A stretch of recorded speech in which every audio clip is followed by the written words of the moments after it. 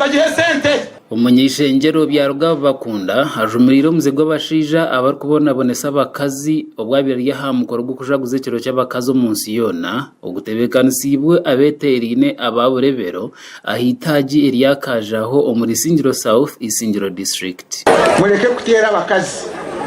abamukunda gambe buhuzo ayegure chuze cyo kuro mugusha kasi yankejo tinda kundo umuntu oratira umukazi amwatankanye nene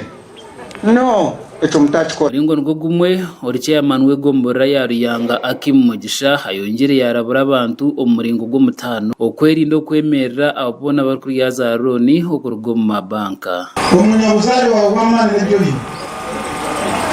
umurimo wawe n'ibyo gizo kuko ni sasa banyuma byo mu misomero neta izo yemerere iyo handika yewe kimu polisi yanyerera kwemerera ni mazama akaunti yo kwekwengana n'ibyo yinuta ngwendo kuwa kushanga umukazi wawe natura hale atarimu tukari ya roni mucyo tine mukazi information eyo kuhereza ngwendo ko kubori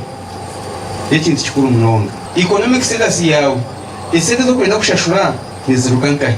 icyo rukwenda kusinga ikirikankaye kandi worukurre by'ubushobozi aha district yisingiro Musinguzi Patrick amanyisa abantu bona ngo abari kuguza sente bine biragero bya government ebi bari kugenderaho ebiri kubahereza obujunanizi bwa kandi no kubaremesa okuryangatanisa abantu umuntu wero kweguza sente wakafana ngashaka kweta money lenders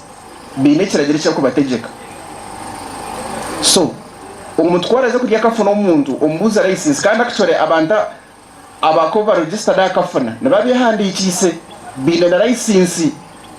now omwako gwahwire parliament akayinguza ngo ba reducing interest yabo ebe 2.5%. gasha kwa Susan ali no mukisa abwatayali we yebare abwa makurago konkamate ukate